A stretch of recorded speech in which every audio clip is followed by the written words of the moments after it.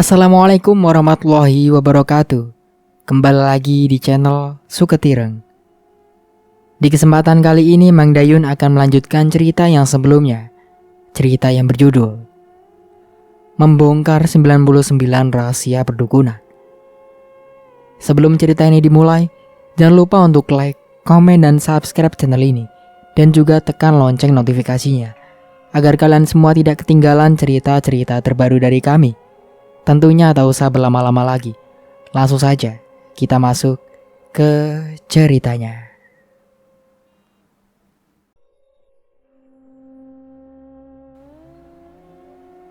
Tak membuang waktu, aku melumuri tubuhnya dengan minyak misik yang sudah dicampuri garam ruat.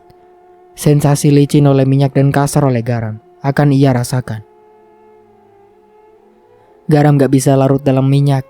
Kamu akan merasakan sensasi butiran garam menekan kulitmu. Ucapku ramah. Enggak apa-apa kok. Novi mengangguk lantas memejamkan mata. Aku pun berfokus memijat bersamaan dengan menarik keluar benda-benda teluh dari dalam tubuhnya. Di area wajah, banyak rambut keluar melalui pori-pori kulitnya. Rambut-rambut pendek dengan helaian yang tebal dan hitam legam. Beda drastis dengan rambut Novi yang asli halus dan tipis. Di area leher, banyak pasir mencuat keluar. Pasir-pasir halus mirip ayakan bahan bangunan. Semua benda teluh itu kutampung di wadah khusus agar bisa dilihat oleh Novi dan ibunya. Buka matamu. Lihat, apa saja yang barusan keluar dari tubuhmu. Bisiku pada Novi. Setengah mengantuk, ia membuka mata lalu mencermati butiran pasir di ujung jemariku, hasil dari memijat area lehernya. Pasir ya? Serem banget. Novi bergidik. Dipanggilnya sang ibu yang ketiduran di balai-balai di luar rumah. Ibunya masuk dan memaki-maki si pengirim teluh saat melihat helaian rambut dan butiran pasir yang keluar dari tubuh Novi. Aku terus berfokus memijat. Kali ini di area dada dan perut, area yang paling banyak diserang ilmu teluh. Ulat-ulat halus menerobos keluar melalui pori-pori, mirip ulat yang biasanya muncul di bangkai ikan. Si ibu memekik, antara takut dan emosi menguasai. Sementara Novi, ia memilih menutup mata karena merasa jijik. Aku meminta Novi untuk menelungkupkan badan agar aku memijat area punggungnya. Di fase ini, Novi mengerang sakit. Pasalnya, benda tajam dan keras berlomba-lomba keluar saat jemariku menelisik tiap centi kulitnya. Apa itu? Tanya ibunya.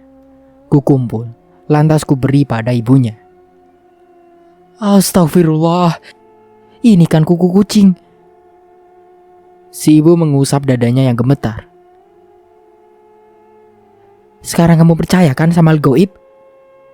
Si ibu mencolek Novi agar bisa membuka mata. Nih, lihat.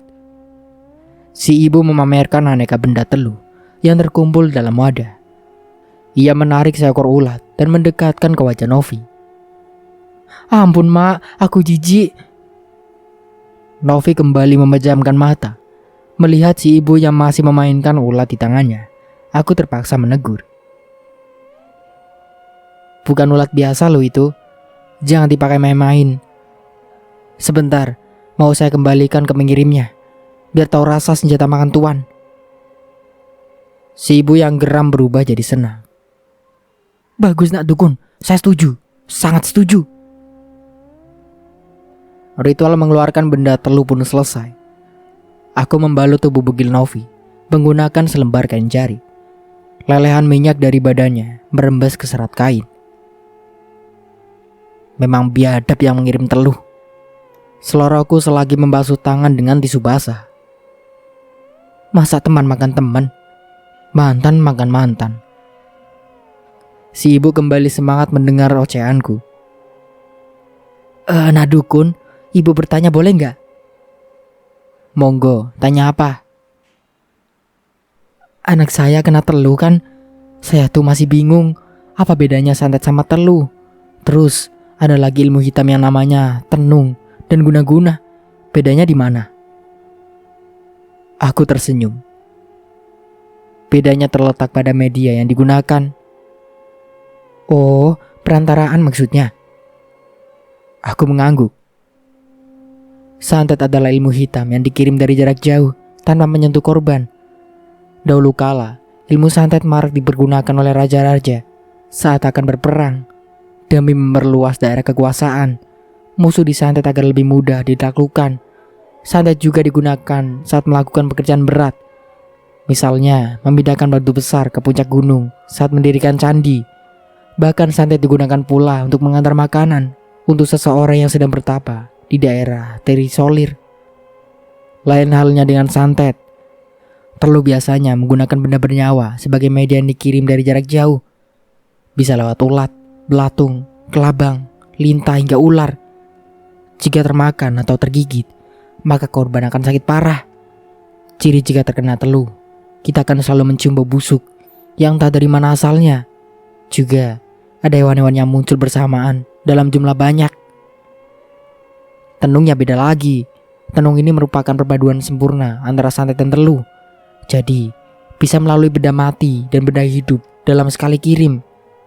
Tanda yang umum terjadi saat kita ditenung. Sering ada cahaya yang jatuh ke halaman atau ke dalam rumah. Ada yang mengetuk pintu hingga suara memanggil nama kita. Tanah berdebum seperti dijatuhi benda berat. Bahkan terdengar ledakan yang entah dari mana sumbernya. Proses kerja ilmu tenung jauh lebih cepat ketimbang santet dan teluh. Bahkan bisa mencabut nyawa seorang dalam kurun waktu setengah hari saja. Wah, serem banget ya. Si ibu menanggapi. Sementara Novi hanya mengerjapkan mata, menahan kantuknya. Nah, kalau guna-guna, tidak butuh perantara jarak jauh. Jelasku. Guna-guna dipasang langsung pada barang milik korban. Ini mirip dengan ilmu pelet. Misalnya, menaruh ramuan guna-guna pada makanan si korban agar ia sakit. Ditiupkan langsung ke baju korban agar ia tergila-gila pada kita. Atau bisa juga dipasang langsung pada kendaraan korban agar ia mengalami kecelakaan. Paham kan? Tanyaku yang direspon oleh anggukan si ibu. Ibu gak usah takut. Jika sudah terlanjur terkena santet, teluh, tenung atau guna-guna, ada satu cara menangkalnya. Setidaknya agar sakit itu tak semakin parah. Apa itu, nak? Melebar pupil mata si ibu. Tidurlah di lantai, beralaskan tikar atau kasur tipis. Segala jenis ilmu hitam tidak mempan pada radius 30 cm di atas permukaan tanah. Wah, terima kasih banget, nak. Sudah rela dibangunin tengah malam, dipasang memijat, diberi bonus penjelasan pula. Si ibu terkekeh bahagia. Aku yang kecapean lahir batin, akhirnya berlari ke dapur untuk sekedar minum air. Jam menunjukkan hampir pukul 3 pagi, dan pasien teluh gantung jodoh itu masih berada di rumahku. Masih tersisa satu ritual lagi, yaitu memandikan pasien memakai air kembang, staman yang ditaburi garam ruat. Ayo, kamu harus dimandikan biar pengaruh teluhnya 100% bersih. Ajakku pada Novi yang masih duduk di ruang pasien. Ibunya bangkit duluan. Saya ikut gak ke kamar mandi? Tidak usah, kamar mandi saya sempit, gelap dan licin. Ibu tunggu saja di sini selagi Novi saya mandikan. Ah, modus kamu nih. Tiba-tiba terdengar suara dari atap rumah. Ternyata si genderuwo peliharaan yang sudah sejak awal mengintip aktivitas kami. Bilang saja mau kau goda anak gadisnya. Tutup mulutmu. Batinku membalas. Kalau tadi si Novi kukulum semata supaya tubuhnya rileks, itu hanyalah bagian dari profesi dukun. Sudahlah Bone, aku paham. Kau itu tengah beranjak dewasa. Sudah saatnya kau icip-icip. Ejek si genderuwo lantas terbang, meninggalkan atap rumah. Aku yakin makhluk mesum itu sekarang berpindah ke kamar mandi. Dia pasti tak sabar menanti momen-momen di mana aku memandikan pasien wanita. Baiklah, saya tunggu di sini saja. Ujar si ibu menyentakkan lamunanku.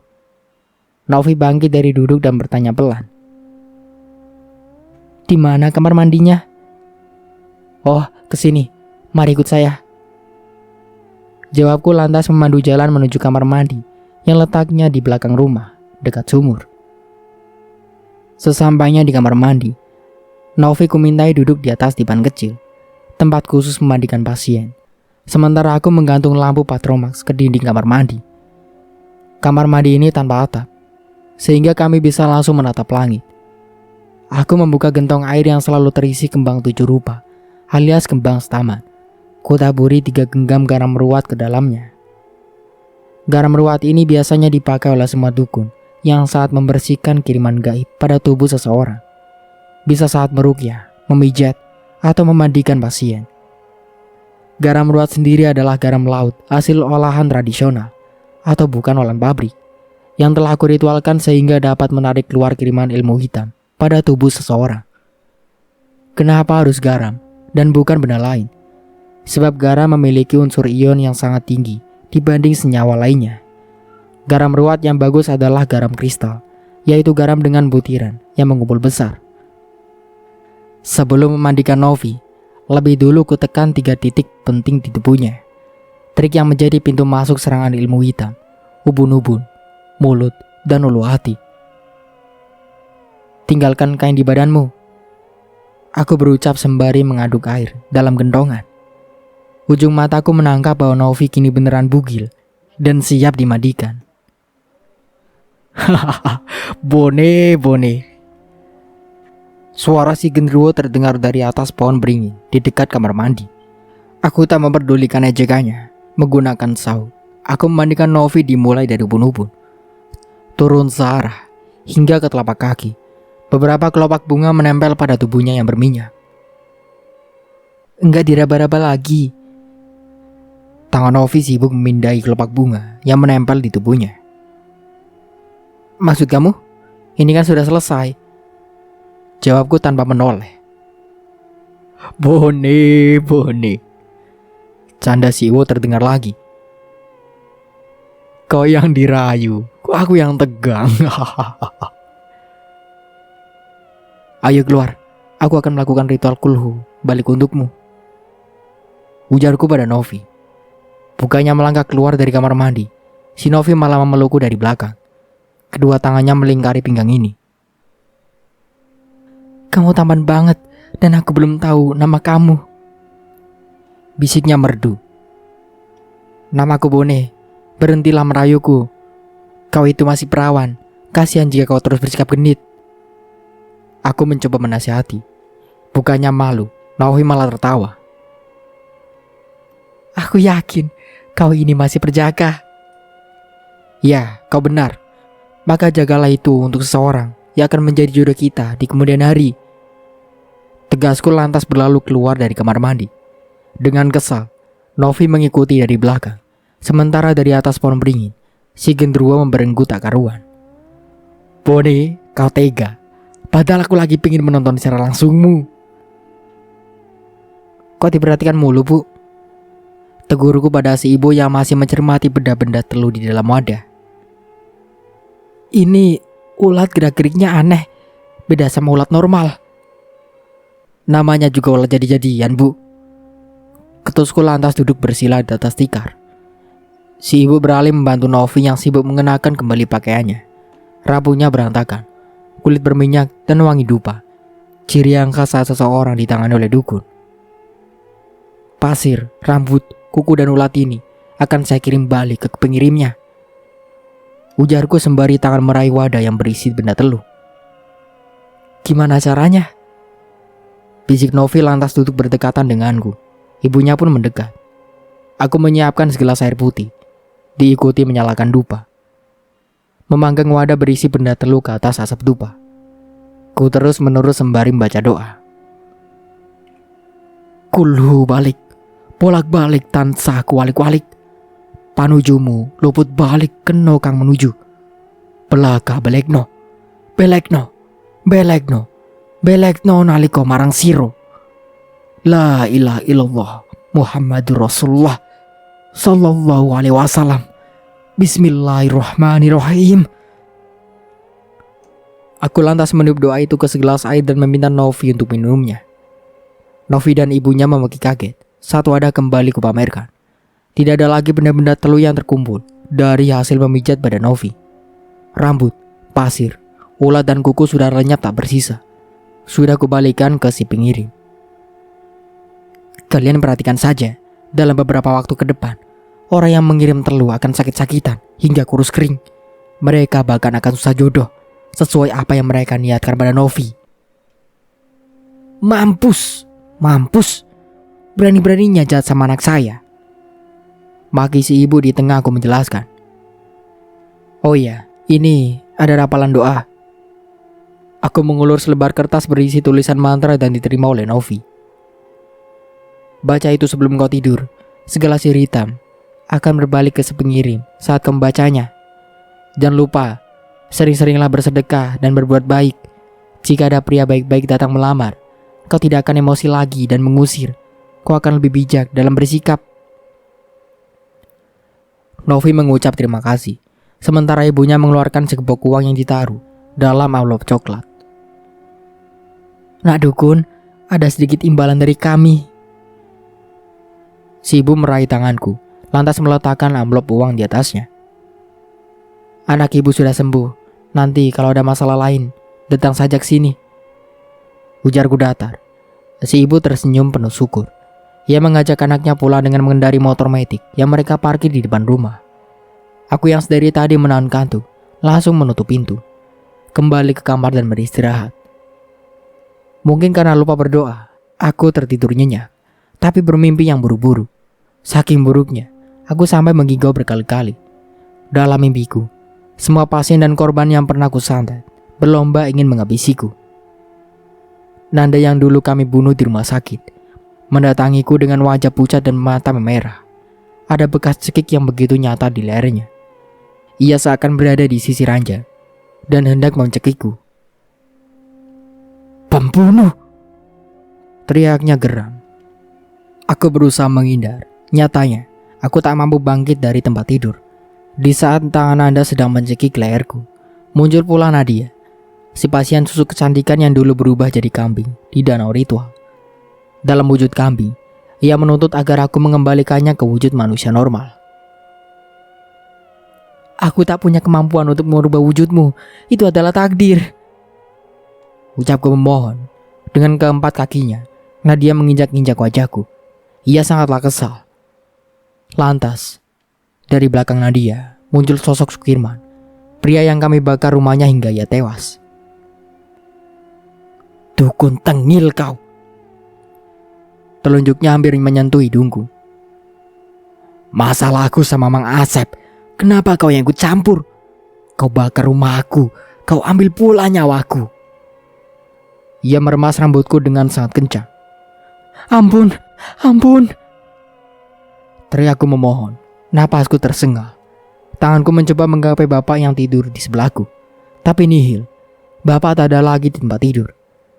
Di saat yang bersamaan, Sinta berdiri tegak di atas tempat tidur. Satu kakinya terangkat dan siap menginjak badanku. Bajingan, kau dukun sialan! Ia memaki tajam.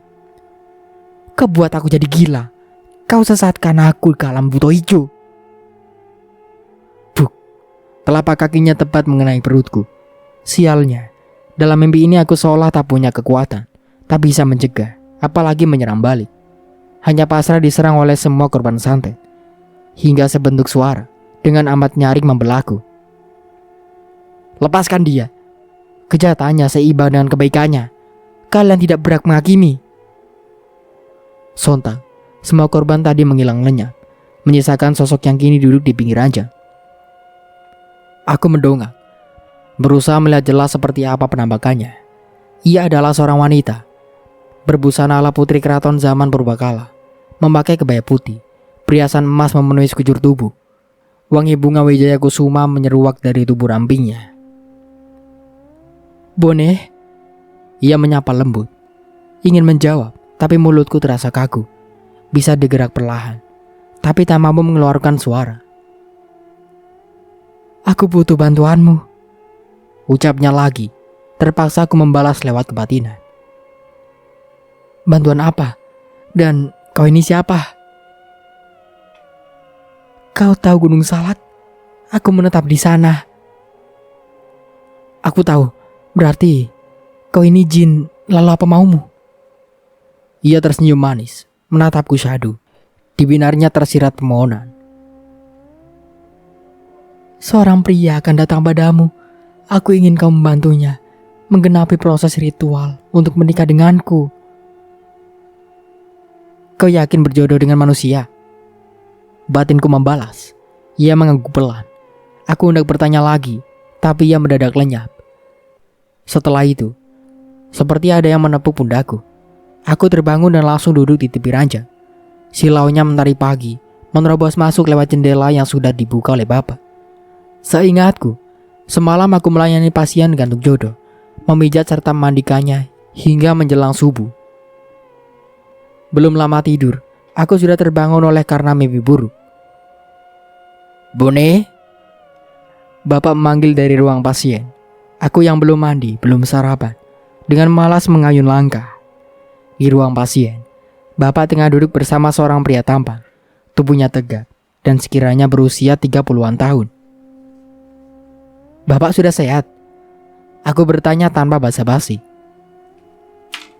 Masih sedikit lemah, makanya Bapak panggil kau agar melayani pasien ini.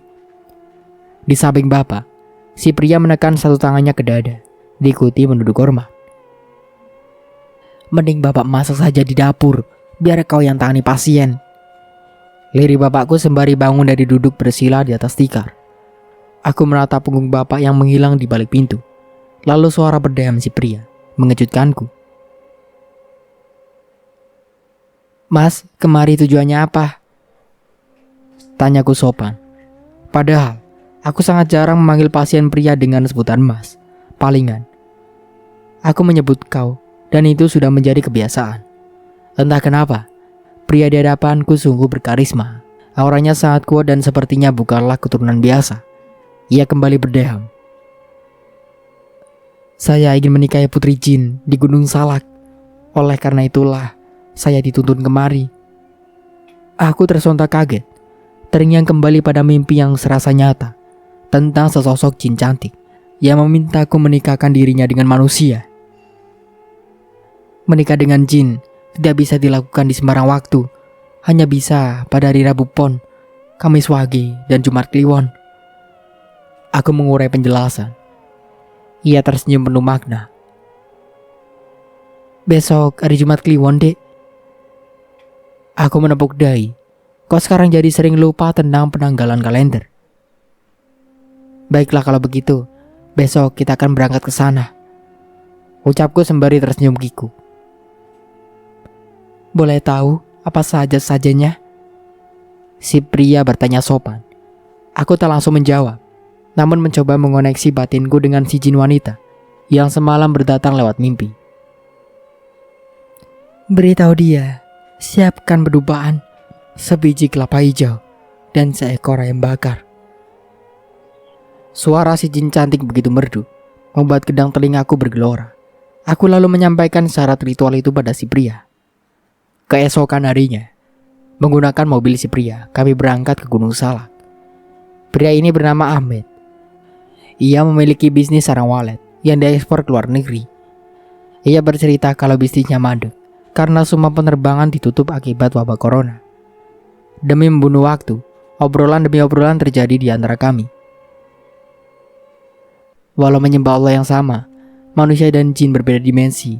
Energi yang dimiliki pun berbeda drastis. Tentu saja akan ada salah satu yang dirugikan. Suatu saat, ketika cinta makin kuat, Mas pasti akan dibawa ke alam jin. Aku memantik reaksi si pria. Ia tersenyum. Tatapannya tertuju ke aspal jalanan. Satu tangannya melingkari setir. Aku sudah siap, dek. Menikahi jin adalah tujuan akhir dalam hidupku.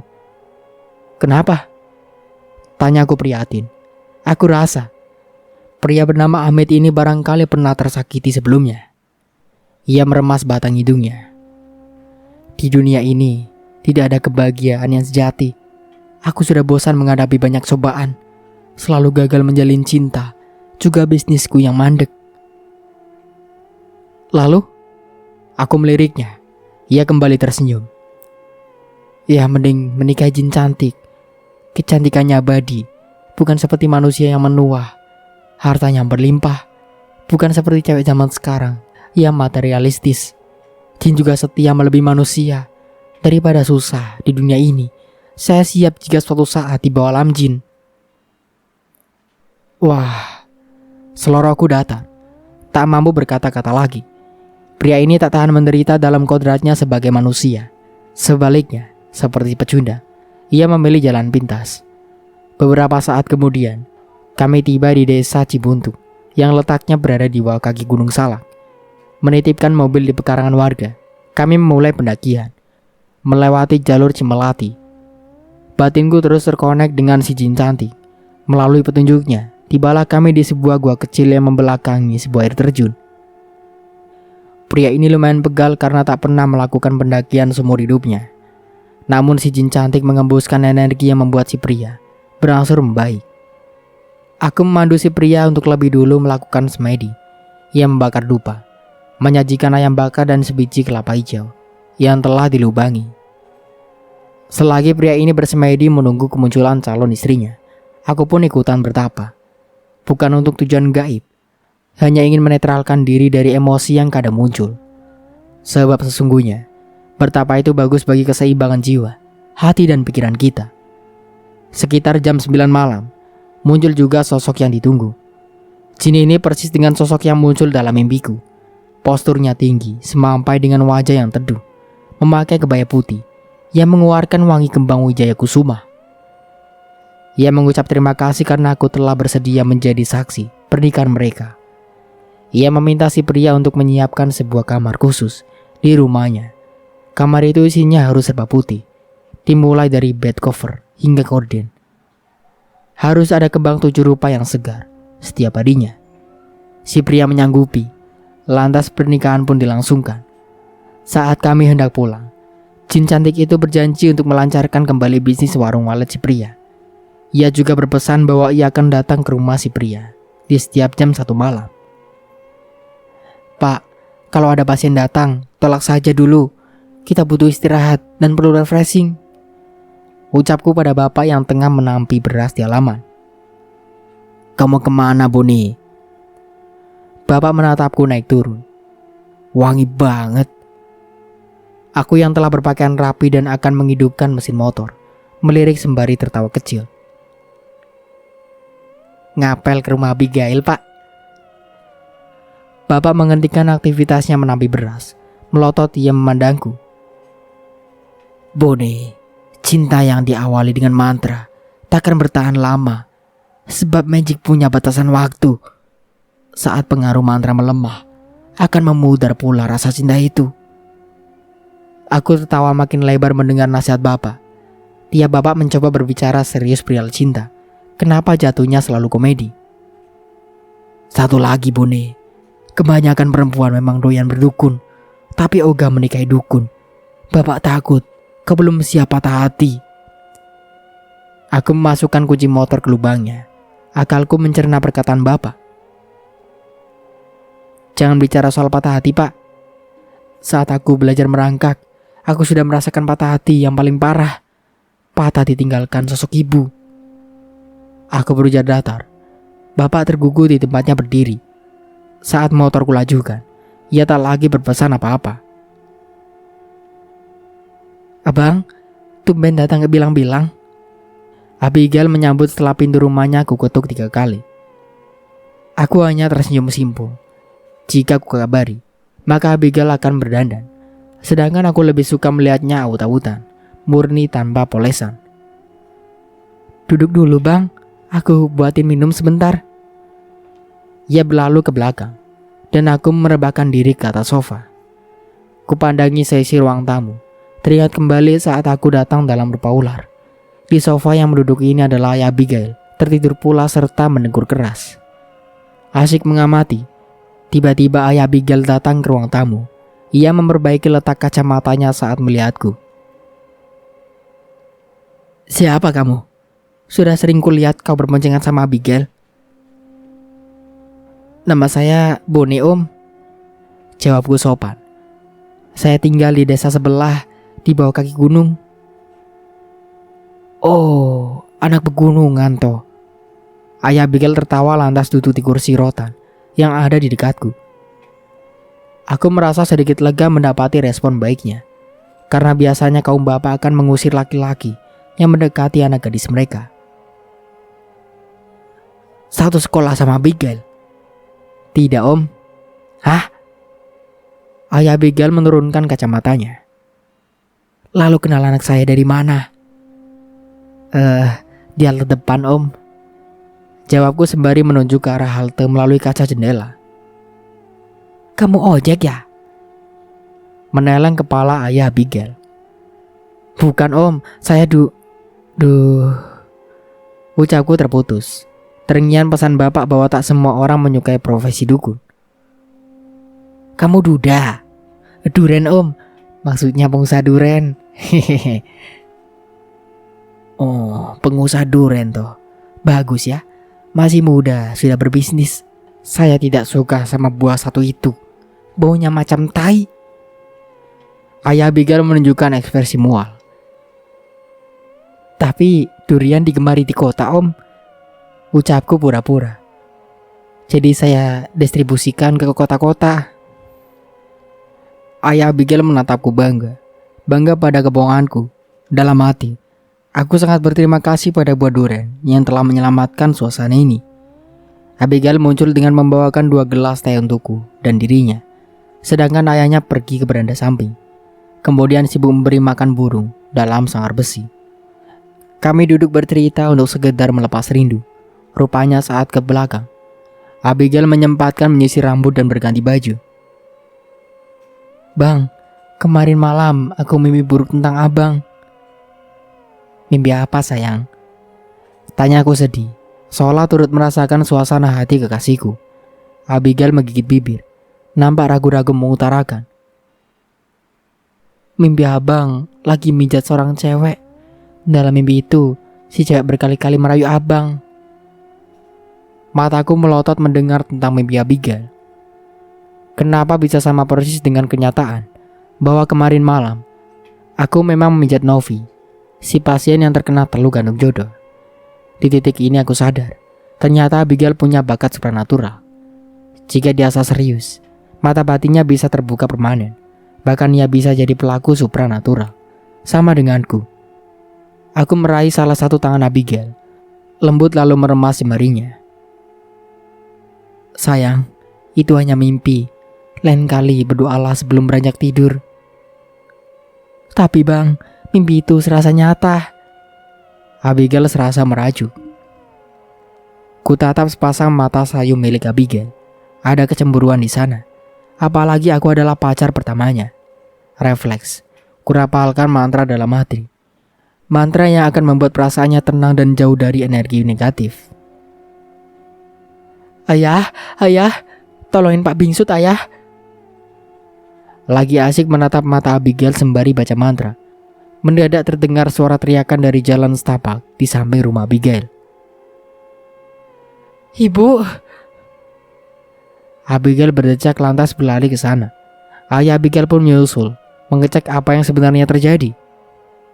Aku berpindah ke beranda luar dan cukup terkejut karena melihat sekelompok orang tengah membopong seorang laki-laki. Rupanya, ibu Abigail tadi ke pesta di rumah tangga. Saat bebarengan pulang dengan tangga lainnya, tiba-tiba lelaki yang bernama Pak Bingsut jatuh ke tanah. Betis hingga telapak kakinya terasa panas.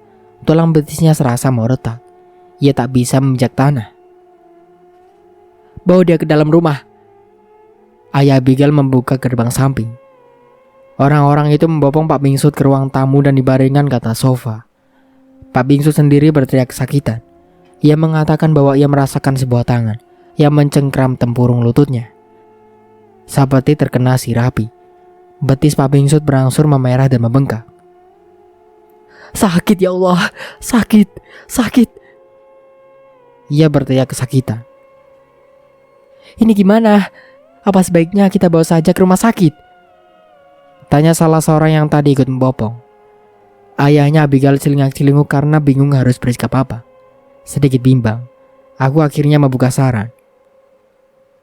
Jangan dibawa ke rumah sakit, saya bisa menyembuhkan. Apa? lirih Ayah Abigail. "Kamu pengusaha duren apa dukun?" tanyanya heran. Abigail pun terperangah tak percaya mendengar kata-kata yang lolos dari bibirku. "Sudah, jangan membuang waktu. Kalau bisa disembuhkan, ya dicoba dulu," ucap Ibu Abigail padaku. Dukungan satu orang cukup bagiku. Aku lantas berjongkok dan mulai meraba kaki Pak Bingsut. Dalam 3 kali gerakan cepat, aku menarik keluar guna-guna yang mengikat kaki Pak Bangsut, lalu mengoles lutut dan betisnya menggunakan air ludahku, hingga Pak Bingsut tak lagi berteriak. Adem banget nak." Ia mengelus pucuk kepalaku saat aku mengobatinya. Menit berselang, kaki Pak Bangsut membaik. Bengkaknya turun, tidak lagi memerah. Hanya saja, lelaki ini masih lemas akibat sampai shock terkena penyakit aneh ini. Ayah Abigail berdecak gembira. Tak hentinya ia melontarkan kata Wu. "Wah, anak muda, kamu bukan saja pandai berbisnis duren, tapi juga hebat mengobati." Ibu Abigail turut tersenyum dan memegang lenganku. "Matur nuwun yo," ucapnya ramah. "Apa saya kena serangan mistis?" tanya Pak Bangsut yang kini mencoba berdiri dan berjalan. "Ini sejenis guna-guna lumpuh layu, bertujuan membuat lumpuh kaki korban, dan jika lambat disembuhkan, maka seluruh tubuh ikutan layu. Tadi dipasang di pintu masuk pesta, tujuannya untuk orang lain, mungkin lagi apesnya saja, jadi kena sama bapak." Uraiku hati-hati. "Ya namanya juga kita nggak tahu kalau tempat itu dipasangi guna-guna, kan nggak semua orang peka sama hal mistik." Pak Bangsut nampak pasi. Aku tertawa kecil.